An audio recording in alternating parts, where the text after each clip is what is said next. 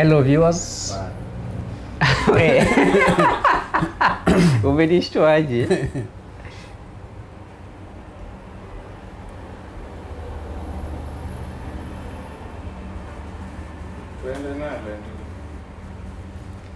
Hello viewers.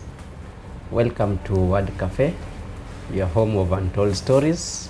This is Riziki Jobik, and today we are privileged to host a financial guru, and he is none other than Fred Ambale. Fred, welcome to the show. This is an opportunity for you to know much more about him and why he is a legend in the financial sector. So Fred, maybe viewers do not know much more about you. You can tell us a brief history of who is Fred Ambale. Okay, thank you very much, Jobik, Riziki. I'm glad to have you today, being a Sunday after our church. And basically, I'm a church member for long, and that is how, of course, how we have been interacting. My name is CPA Ambale, Frederick Ambale. I'm the managing partner of Ambale Water and Company LLP, who are practitioners in Kenya. And more importantly is that the social circles which has brought us here together is the Friends Church, where we worship, and it is the Nairobi yearly meeting of the Mombasa monthly meeting, and Mombasa QCC, which is now Pwani QCC. And so in terms of life, my life is finance. It's finance, and I'm also a certified secretary. So maybe I can just give a little brief on who I am. Besides the church, which has mentored me right from the beginning, where my parents introduced me to the church, although I was not a frequent goer in the early years, until when I had done, I became more frequent after my Form 4. And basically, as I've said, I'm a CPA Frederick Ambale, having trained in accounting. That is, I have CPA K, and I also have CPS K, where we do secretarial work. And then the other thing is that I'm also having a undergraduate in finance, and also an MBA in finance from the University of Nairobi, and where I'm also completing my PhD. So in the life of accounting is very wide. We have interacted very many ways, and again, other than before Corona, I used to do some teaching at the Moi University. But now, when it came online, they now need fewer lecturers. So because just one can handle the whole country. So I used to provide finance and economics classes at the Moi University. That is Mombasa campus. So in the office, we have various activities we do. Largely, we have trainees. We train some young accountants and young secretaries. We train them how to undertake the real practice. We also help those who want to join the practice. They come as trainees, then they become good, and we recommend them to the ISPAC for the various undertakings and other organizations for those who want to practice. Okay. So briefly, that is what I do in the day-to-day activities. Okay, so from the brief introduction you have told us that your life is majorly in finance, basically in finance. And what most people ask, would want to know is, did you have that information early on as you were still young? Did you know you will land into finance, or you know you wanted to be an accountant? Or you stumbled upon it along the way in your studies? Actually, there's one thing I forgot to say. I recently also became a governance auditor. where it is done by the certified public secretaries. That is where you audit governance only for the public companies. Then of course I'm an ISO trained auditor. So in terms of that, how I became an accountant, I think it's a very difficult question how to trace it back, because actually eventually all my life I have been in finance.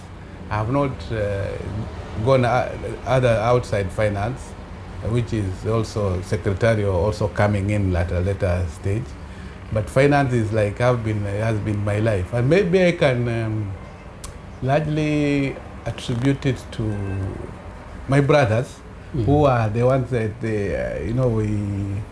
our family is a real hustler family, actually, if I can use that term. Yes. I was brought up in a very humble family in Western Kenya, that is Vihiga County, and my father used to work at Kaimos Tea Estates, and he was just a worker there. He was not a senior person, and he did not have enough to support us. So actually, it's my brothers who did the effort to make sure that I go to school. And it was out of that struggle, because they made sure that me and my siblings had to go to acquire the required education. And it is out of that struggle they could see. I think I largely think is the ones who made the decision, because they recommended, and then I felt that I can do it. Given that, because we were in Western, then we had a cousin family, that is the people who come from Western can know. This Peter Lodava, who was in a hostel industry.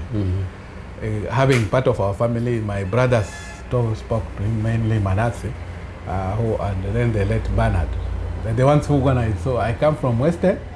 I come to Mombasa so that I can undertake finance accounting.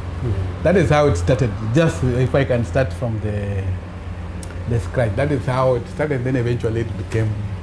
So when you are finishing maybe high school, because for example, during our days, when you before you finish high school, you have to make some choices on which career you like to take, and then you apply for those careers.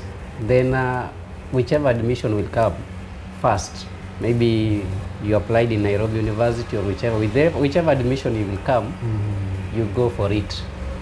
So maybe that was that the case, or it was a different case? Actually, if I can think what I thought of being, my mind was to be a banker. Actually, I used to really like how the bankers, when you are young, you get a chance of accessing a bank, and I used to like that. Yeah. And that was my interest, that I just become a banker at least. So my line of what before maybe my brothers directed me to that direction. My interest was to be a banker. I think if my mother was alive, she's not there, but I think at the early stages we could talk, and I think that is what I used to tell her. Maybe if now you are very poor, if I get a chance to work in a bank, I think we will do better, and I'll work harder so that I can work maybe in a bank. But now it's turned out to become a finance. Okay. Now you told us you have an audit firm. Right now, even this interview, we are doing it in your office. Tell us more. What are the hassles, or what are the requirements, or what did you go through for you to set up such a kind of a firm?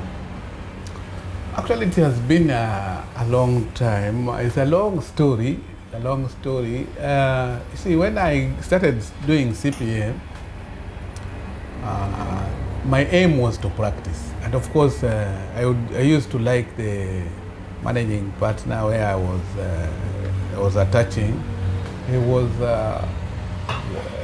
the managing partner there was an Asian who was traveling all over the world, and of course, CPA itself was like a mountain to pass. Yeah. And then I would wonder how I'll eventually pass it. Because I was just determined, maybe I get part one. Then I look for a job, maybe the line I thought of maybe going to banking, maybe it can help me because some of the people we were within school could get there.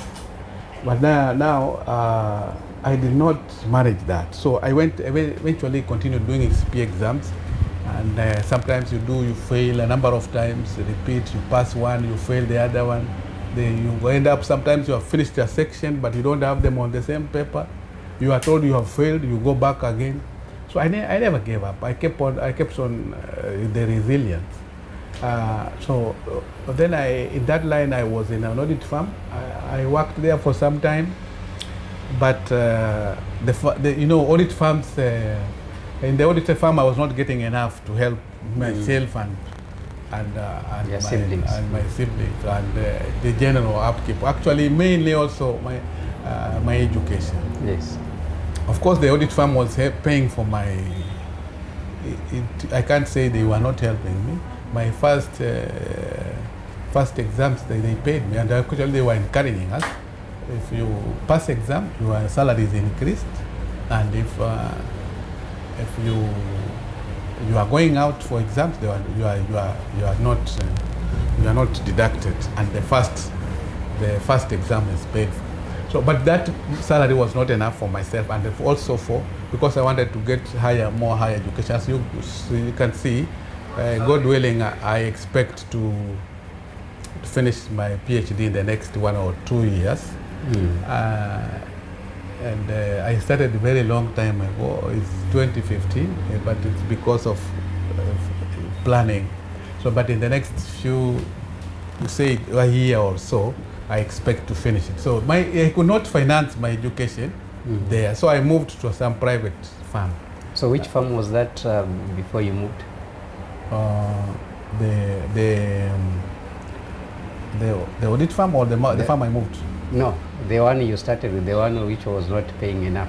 Okay, I don't think it may not be very good for me to say it, but it was not enough for me to facilitate but it's a private audit firm. And they trained me, it's an Asian guy, Mr. Pandya, if I can say that. I can't say Pandya was not paying me well, but that was the standard. Yes, he was paying me according to the standard. When you are at a place, actually it's not bad to say it was Nitin Pandya. Yes, there's a Nitin Pandya and company who was, he's actually my mentor. But I am not saying he was, at least at that level, when you are, particularly you are not even experienced, and you cannot be paid like the audit manager, or you cannot be paid like the partner. Yeah. This is obvious. So if we want to get more, we must get out. So in fact, I was helped by another Asian guy who was there to move to another private firm, where of course I went. Then I got good salary. I was finance manager, and it helped me actually to get to various levels in life. I finished my degrees, and then after getting all the qualifications, now I was inspired to running my own firm. You had now sufficient skills. I had sufficient skills, and actually the skills were there. But again, going along to running a farm when you are used to paying salary is not easy. You earn salary every month, but now if you run your farm, you have now to provide for the others. Yes. So at that point in time, when I was in the private farm, I was earning fairly okay, but still again it was not enough. It wasn't enough. It will never be enough. It will never be enough.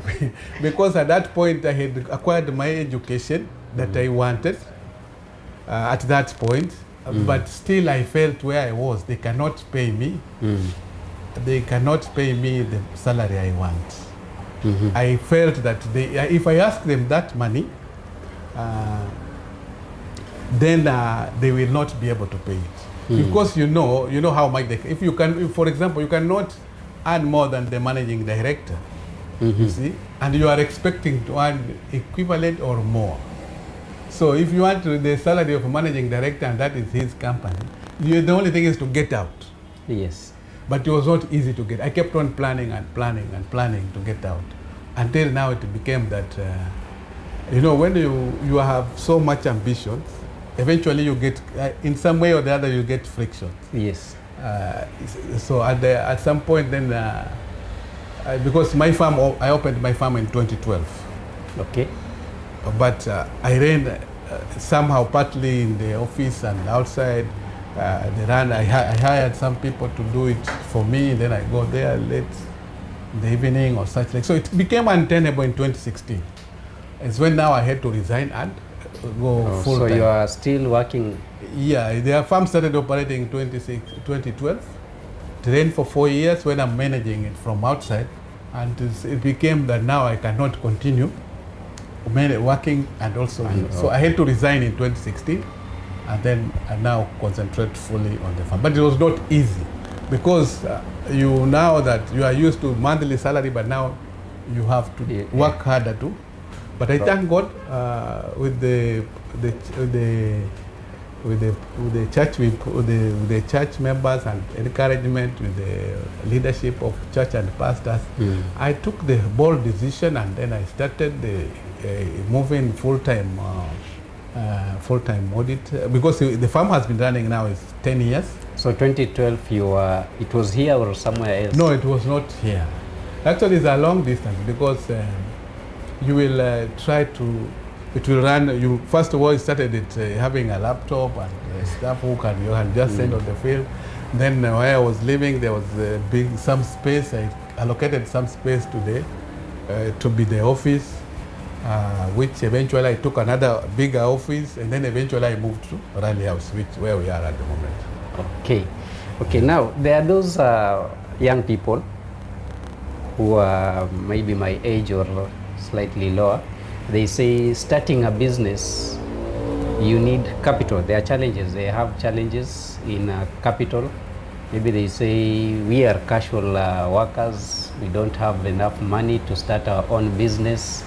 So you remain in employment till you retire. So what kind of advice can you give to those ones?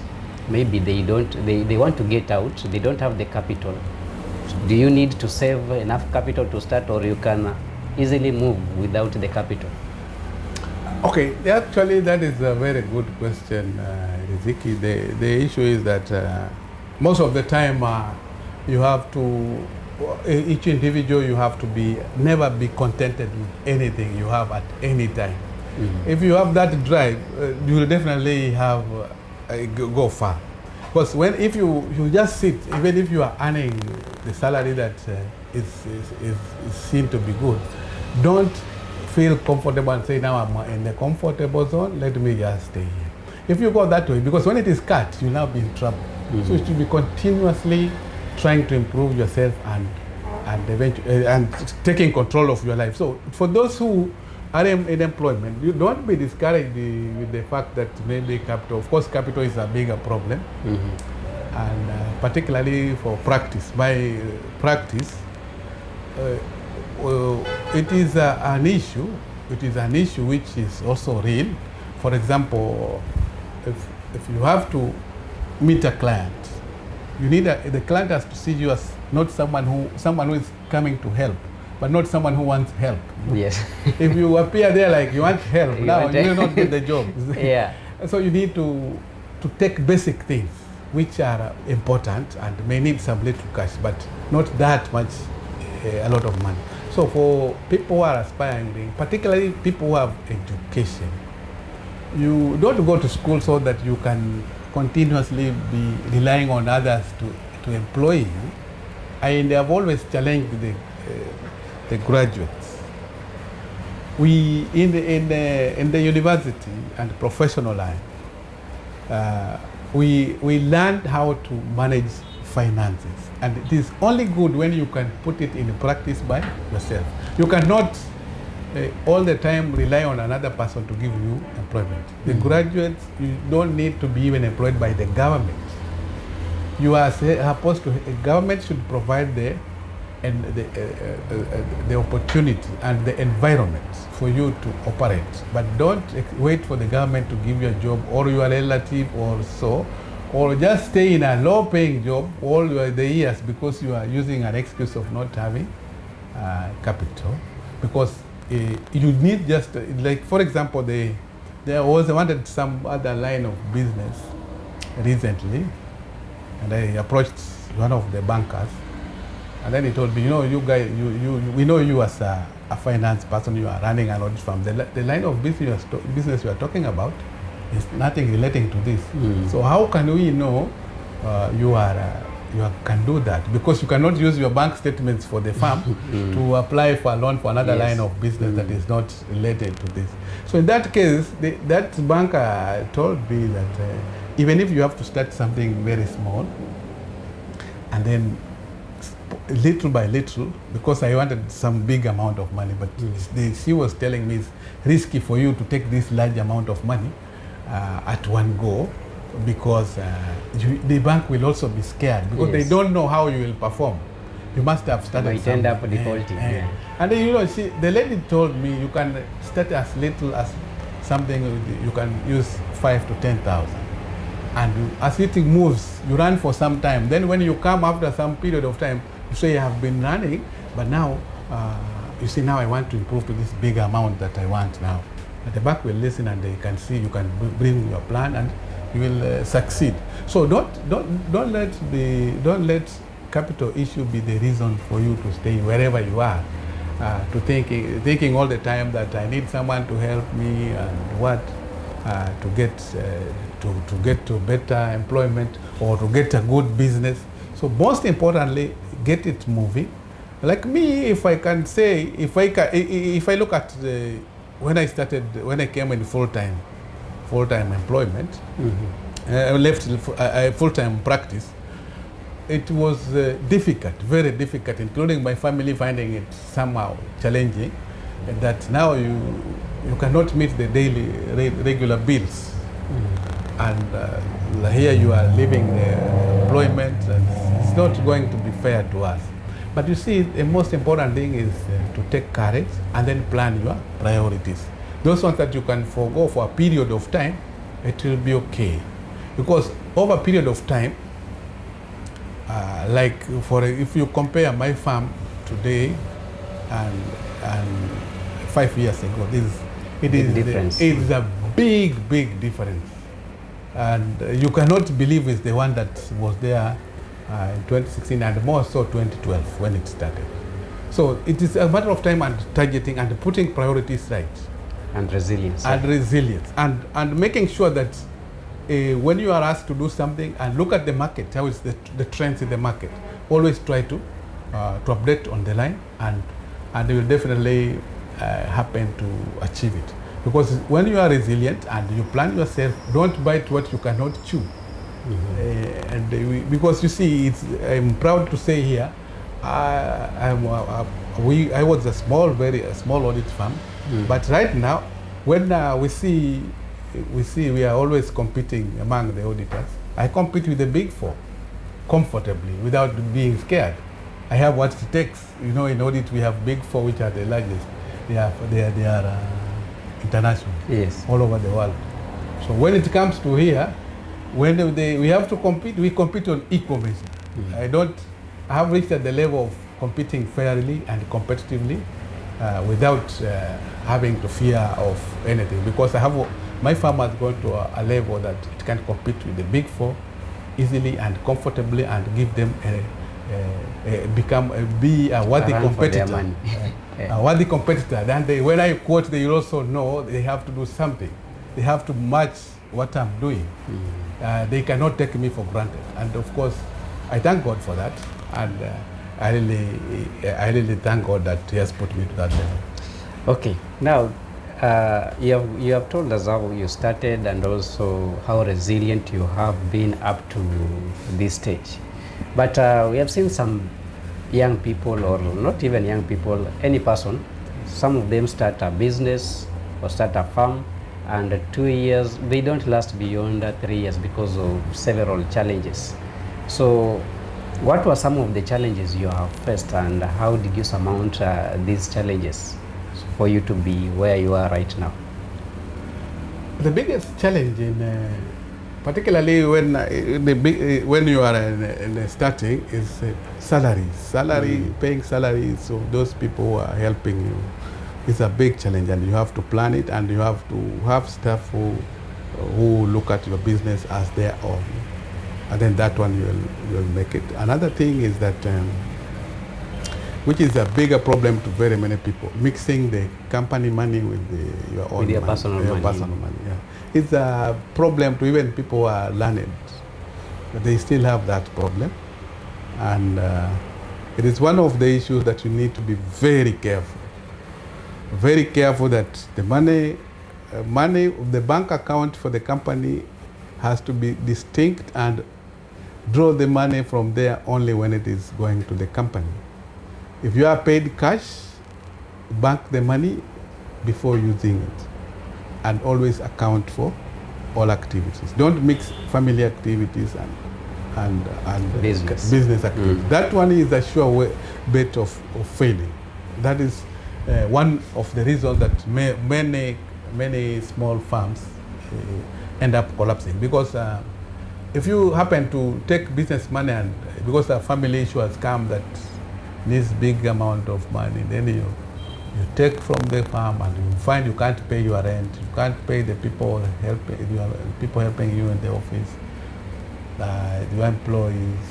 That is a way of falling down, because you have made a mistake of mixing family or private life with business life. Yeah. So that is one of the biggest problems. I fought with it, and I made sure I don't do that. So what you are telling me is you can sleep hungry, and there is money in the business account. Definitely, that is the rule. And if you have to borrow from there, make sure you record it and return the money. Like you will just do it. We call it arm's length. Borrow at arm's length. Don't try to say now it is mine, and just take time, and because when you do that, of course, nobody is going to supervise you, and you're going to collapse. The supervision will be now you cannot operate anymore. Okay. You'll end up closing down. Yeah. Okay. And then another thing that is also critical, particularly professional firm like mine, the audit firm, you have ethical issues which are mandatory. And again, it becomes a problem to operate if you do not have enough money to meet the requirements to operate. We have the ISPAC, which regulates us. And the ISPAC, you must comply with the requirements. You must have continuous training, something called CPD. You must have enough CPDs every year, and you must pay subscription. You must interact with the professionals. You must update yourself, like the budget has been read this week. You must know what has happened there. You cannot be a professional who needs help to help the client. So you must be abreast. You must be on top of things. When a budget comes, you must take time, look at it, look at the finance bill, until it becomes the finance act. So when it is a bill, you know what is there, and when the act eventually comes out, when it is passed by parliament, you must know what it is. If you don't do those things, it's sure way of failing, because you cannot meet expectations of your clients. And then there is another thing, other than being an auditor, there is also the general ethics of the accountant. We have always learned, and I've always told people, when you are qualified, should not worry of the ethical requirements. I don't have the conflict of ethics and the business. The business, not just life. Because I have told some people some time before, I was at a place where I was finance manager before I was in audit, then I left out, and then I came back to audit. Because when I left the audit, I went to get some trainings and money. Of course, when I got it, I came back to the audit, but I was all in finance. So at some point, I was asked to doctor books, which I did not believe in it. And this was by some managers who are not the directors, but they wanted to fool the directors. Yes, of course, because if the books are not good, most of the time people have problems. Yes. this is a nightmare if you report a loss. Some places is a nightmare. You will explain and explain. And so I had directors of that nature. So this is something that was not really, it was not theft as such, but it was, you see, if the manager is seeing that it was relating on stock. You know, if stock, you can play with it to report a loss or a profit. For those who are accountants, you know that.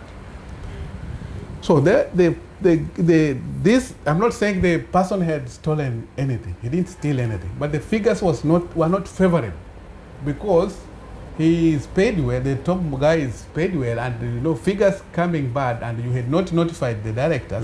It is also a nightmare.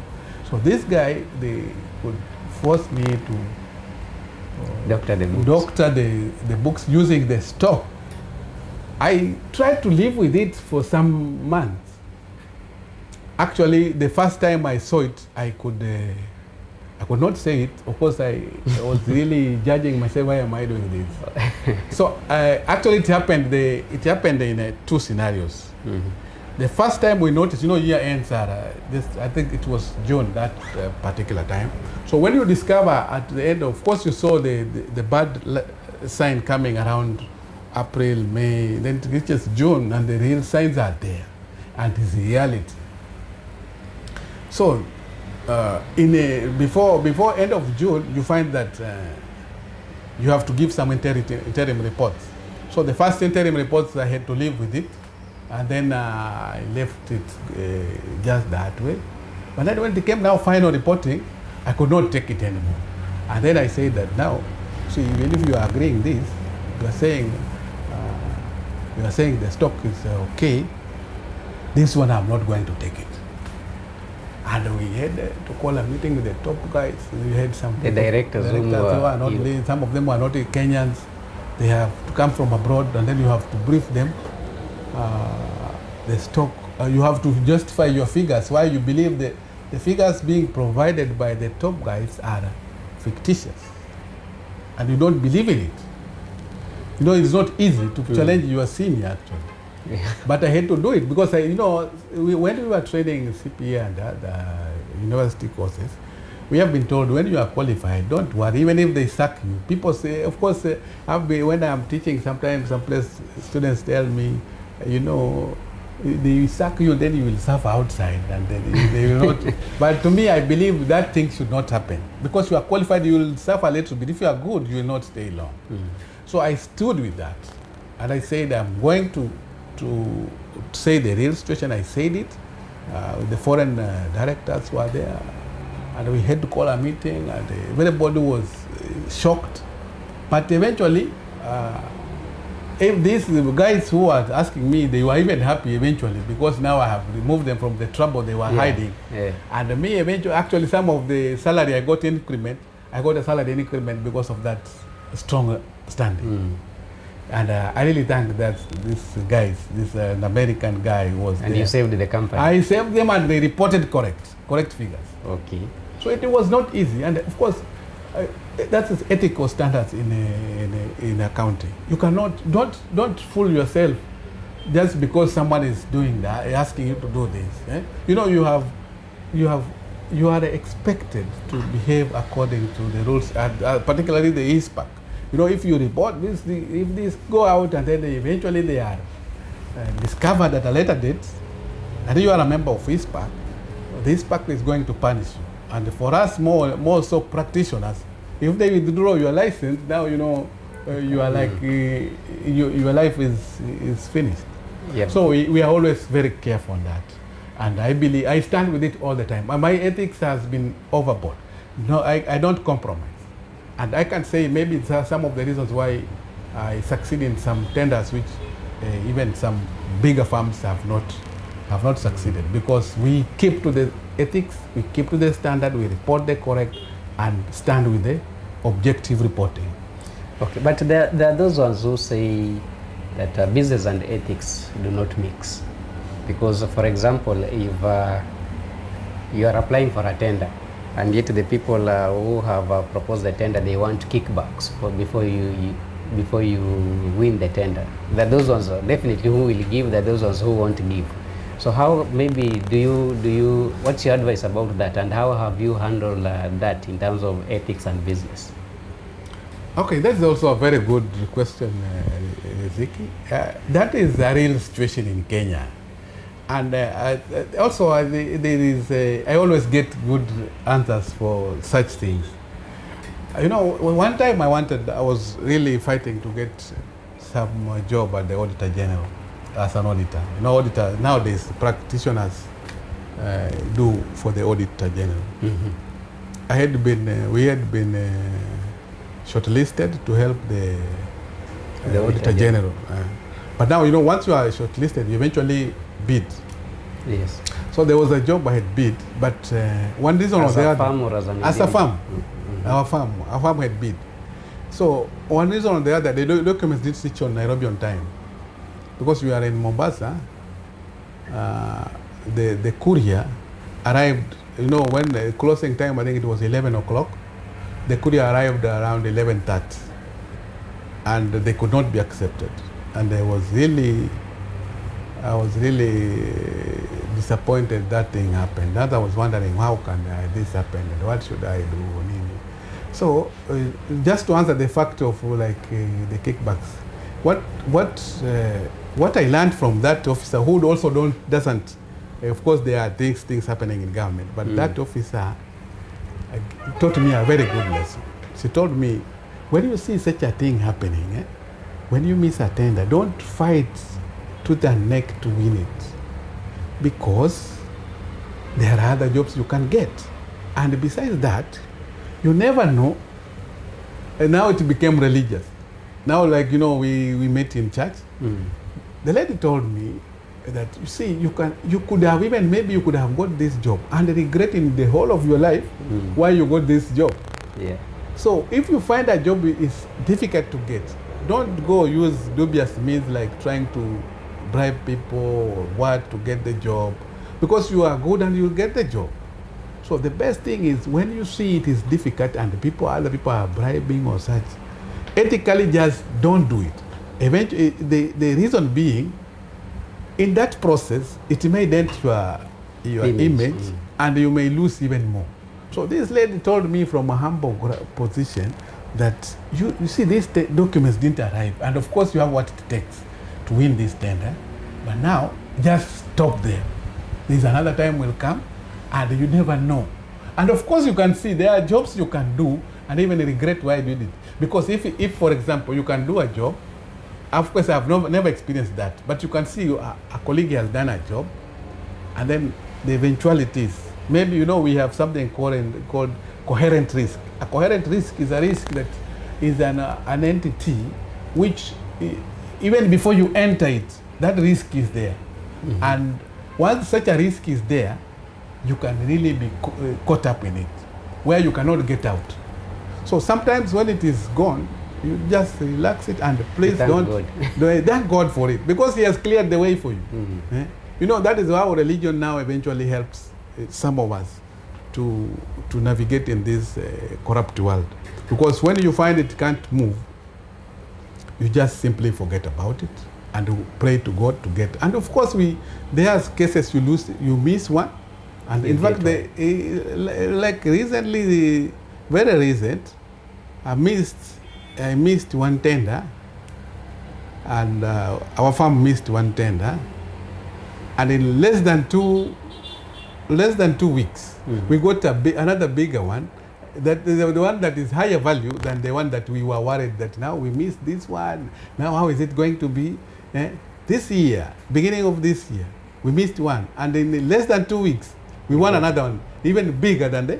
Which you wouldn't have won. And we did not influence anything. We did not use any bribing or what, just because of our documents. So don't be fooled that ethics, and if you go that way of violating ethics, you will collapse, because eventually you just be caught up with the malpractices, and your farm or your practice, your job is at risk. So that is not. Don't compromise, particularly for accountants. It is very dangerous to do malpractice, because if you are an accountant and regulated, not like us, you can't afford to do any malpractices. because we are regulated, we are monitored. The ISPAC even come here and check how we do our jobs. So if they find you have participated in malpractices, your license is at stake, is on the line, and you can't afford that. So to me, I stand with the ethics, and I cannot compromise by all means. If I can't get it because I have not bribed, so be it. Okay, so talking of ethics and religion, you have had various positions in church as a leader in church. How has your accounting background assisted you in these leadership positions in church? Okay, church actually has been one of my pillars in life. Although, as I told you earlier, it came much later, and because my parents were friends, Quakers, my grandparents. Actually, one of the things I came to learn later is my grandfather donated some of the land to build some of the church in our local county.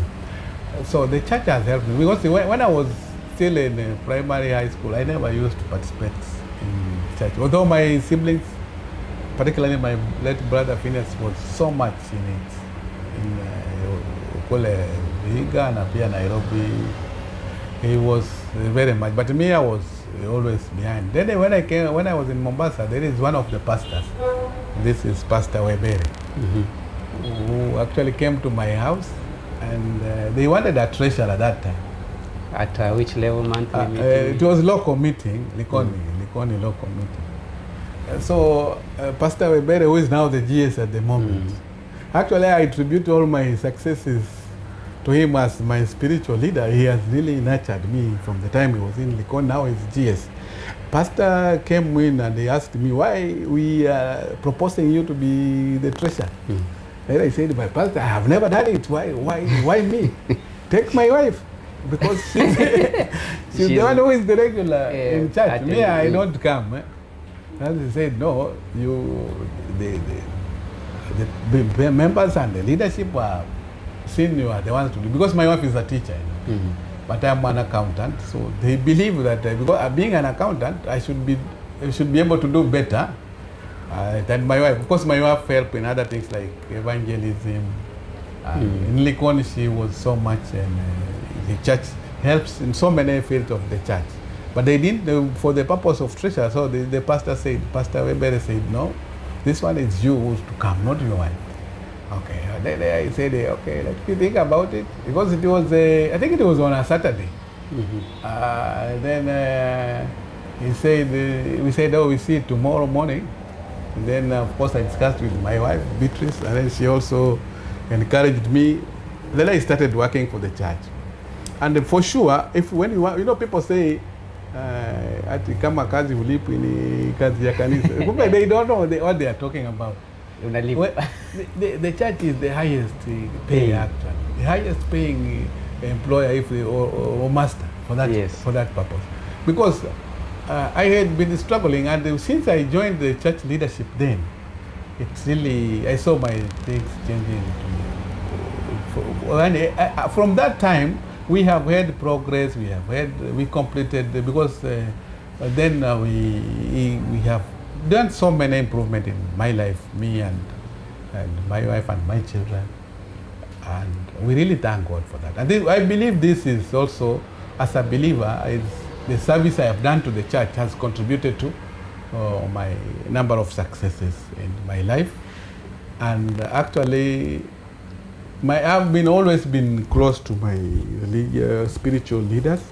There always was, that. Yeah. We are always having this. But I usually don't get in trouble with my pastor.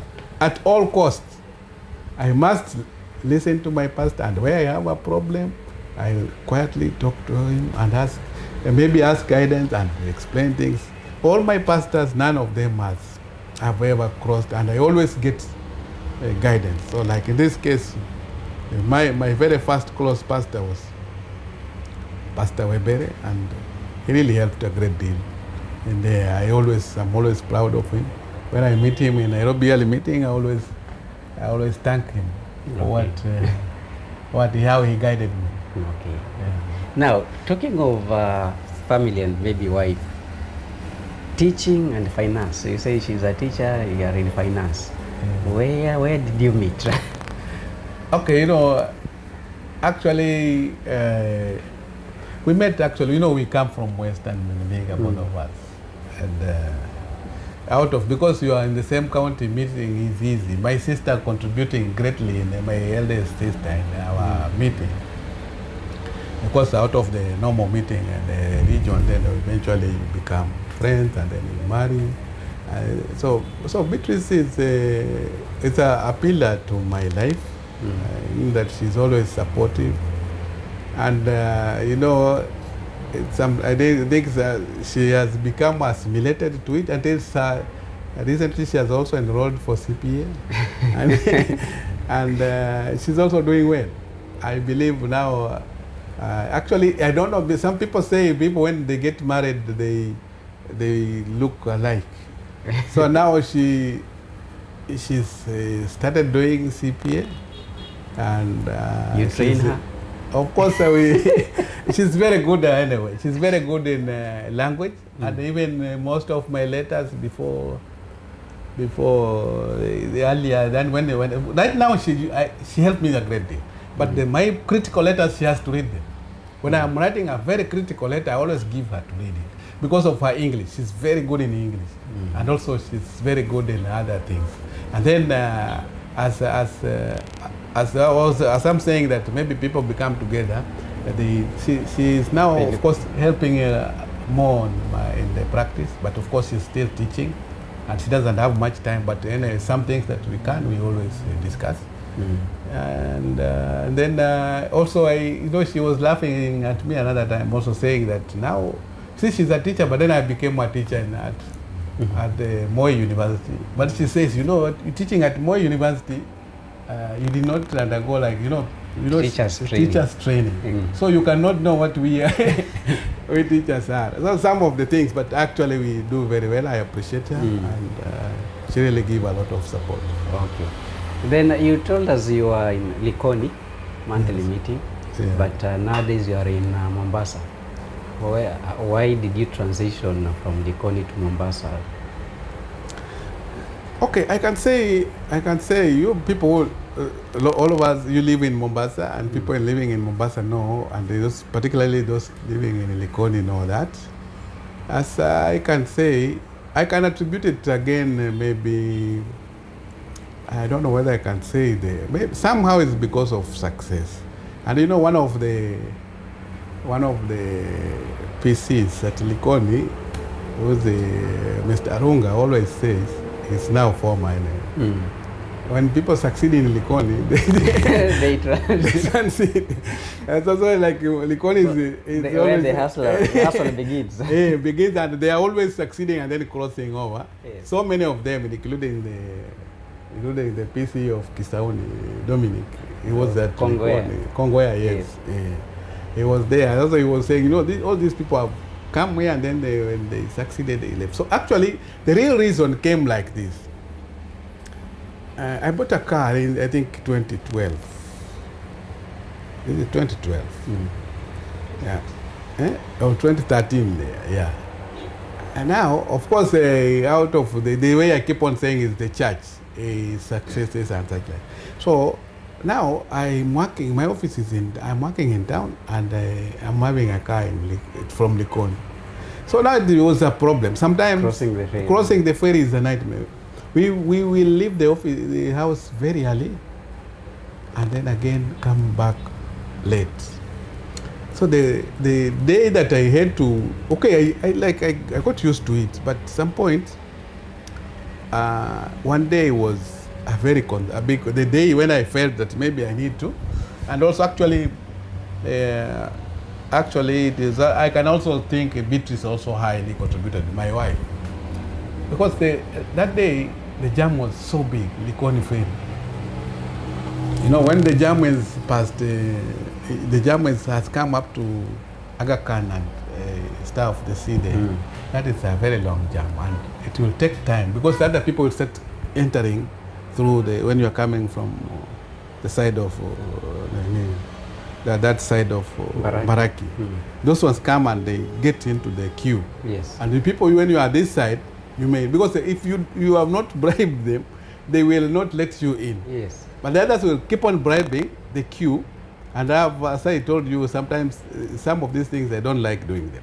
So I'll queue from, say, here at Aga Khan, all the way there. And other people are coming in. So that day I reached in the house past midnight. And Makio had left the office around 5:15. Now we started thinking, now Beatrice brought the idea now that you are having this. Now, don't you see somehow it can be risky? Okay, you are in a car, but you are alone. You never know. But of course, I have not had problems. Likoni is very peaceful, but at least it was a concern to her. And then she was teaching in Kwale. So she made a plan. She says she moves to Mombasa and gets to the island. Then myself, because I'm already working in town, so we now move to town. He said so that we avoid this issue of delaying so much. Because even if we move to town, we move to Mombasa, and she's also teaching in Kwale, she now have the problem I've been having. So she moves to Mombasa, and then we move to Mombasa town island. Then from there, other things will follow. So she did that. She implemented that. TSC made the processes, and she completed. Then eventually it was now to now move to town. So we moved to town, and of course we were so much attached to Likoni. We moved to the Ganjoni around 2013. So actually I told you I had bought the car around that time. And now Beatrice, processed her transfer very fast. So we had to, because we were attached to the people of Likoni and the pastors and the whole religion was there. And we live like a community there. Then the whole church, when you are with them, you feel like you're at home. So from 2013, because now we were crossing only on Sundays, we did not want to leave Likoni. So we continue going to church in Likoni, me and my family. Even my children will not even listen that you want to move to Mombasa. So from 2013 up to 27 years, we kept on crossing to Likoni because the attachment we had to the community there. So now we say that, but now, life has to change. Of course, we love Likoni, yes, but it's high time now we move to the nearest meeting now is Tononoka, which is now Mombasa monthly meeting. So end of 2020 now, that is now even Corona time. Because now even people are not going to church. Yes. Government has said no more than 20 people or such like. So we are in the house, and we are members of Likoni. We can't go there. So then we were asking, are we not just frustrating ourselves? We just say we go to Mombasa, and then if we have chance to go there, we go. Because they say a few people to go. We can, when there are few, we can go to Mombasa.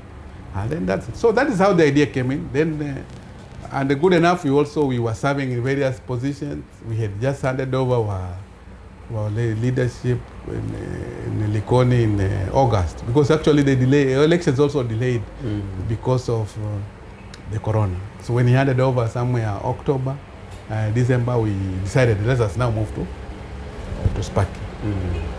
So that is how we eventually came to Spaki, and now we are members of Spaki Local and Mombasa monthly meeting. Okay, thank you for that information. Now, winding up, there are those young people maybe who studied for a specific career. Maybe they studied, let's say, education, or they studied engineering, but along the way, whatever they are practicing now is totally different from what they studied. Somebody did engineering, is in banking, or somebody did education, is in a different field. Maybe the person is also not using the certificate or the skills that he or she learned in school at the workplace. and they are getting more and more frustrated. What kind of advice can you give them? I can. My advice is always that. In fact, I have come to. It is a reality that. It's a reality that most jobs do not even require a university degree. For example, if you have a degree in this field and you are not doing it, most of the jobs that are available, few of them require university degree and specific education. Mm-hmm. And it's even think what has advised the members of parliament not putting it a mandatory for someone to have a degree to become have a leadership position. And it is true. Of course, education is critical and key. But day to day, for example, I'm a finance person. I've done my degree in accounting and finance, and also MBA, and my PhD is also the same line. But most of the things you do, they are not directly related to. It's just a small fraction. That small fraction, which someone, again, you can be nurtured if I have to go to another field. Because I'm using only a small fraction that what I have learned. Mm-hmm. If I go to another field, I'm sure that education I learned in university or accounting will help me match it. So I think there's nothing wrong if you find yourself doing something that you didn't learn. So long as you do it at the best, and also, of course, you cannot say, now you are like me being an accountant, I cannot attempt to provide medicine advice. So those ones are far-reaching. Yeah. But I can go on manage. If, for example, this time we had the Kenyatta University had someone who is not a doctor as the CEO. At management level, you can, but the technical part now you need the technical person. Or for example, if for finance, if there is if the figures are not matching, for example, in financial statements, it will take an accountant to detect where the loopholes are, discrepancies are. So those kind of things also you may not expect someone who is not an expert in that too, or to help in that line. Mm-hmm. So long as you can make your life move, and you are comfortable, you have learned the ropes where you are, there is no harm. There's no harm for you to stay there, even if you have not studied that. But now there is a catch also. If the advantage has to come because of lack of qualification, and then you are going to be disadvantaged. Mm-hmm. So it is important. If you find yourself in that certain line, take an initiative and study that field. Mm-hmm. Yes. Because nowadays studying has been made easy with online and such things. Mm-hmm. So don't now be at disadvantage in whatever you are doing, because they say you are not qualified. So if you find yourself, you are in banking and you don't have those papers, please take the papers so that you can safeguard your future. Otherwise, you'll be denied an opportunity simply because you have not qualified, yet you know what you have what it takes. Yeah. So education becomes key to everything. Mm-hmm. When you see you are in a place where you have not trained, please train there and keep to the expectations of the employer. Okay. Lastly, what kind of advice can you give the current church leadership about stewardship? Okay, stewardship. That, when it comes to spiritual and leadership, they also are a very thin line. Mm. One thing I can say, like the Nairobi meeting at large, it has had tremendous changes in terms of leadership. If you compare the early 90s when the church was, I think today we were doing the 35th anniversary, is it? I think so, Nairobi meeting. Mm-hmm. So if, for example, before, say 20 years back, looking at the Nairobi meeting was very far in terms of record keeping, management, and church running. So in terms of stewardship, I can say Nairobi meeting is really doing a good job. And then what I can say is just maybe to tighten and make sure that at least leaders are regularly updated and organized for training for leaders so that they can keep the speed. Otherwise, Because the Nairobi yearly meeting at the moment, no, Catholic Church, in terms of administration, I think it is leading in the whole world as far as administration is concerned. Others, of course, are there, but as a unit, is a commendable job. In terms of leadership, they are very far. So in Friends Church, Nairobi yearly meeting is just second. I believe the second to the Catholic Church. Because right now, you look at how they are doing their records. Having happened to be the external auditor there, you have now consolidated the accounts. You can see what the church is. Of course, there is still a lot to do in order to do full consolidation of all the monthly meetings to be reflected, including all the locals. But at the moment, they are much better, and we believe if they continue what they are doing, they are going to be some of the references where the churches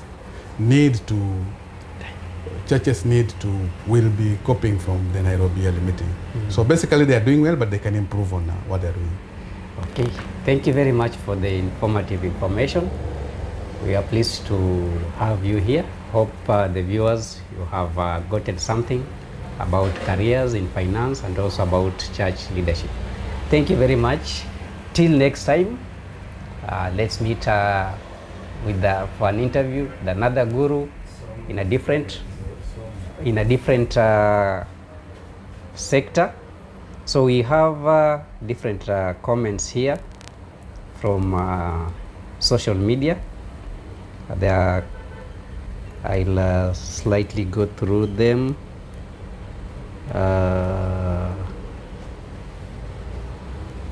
Can't read.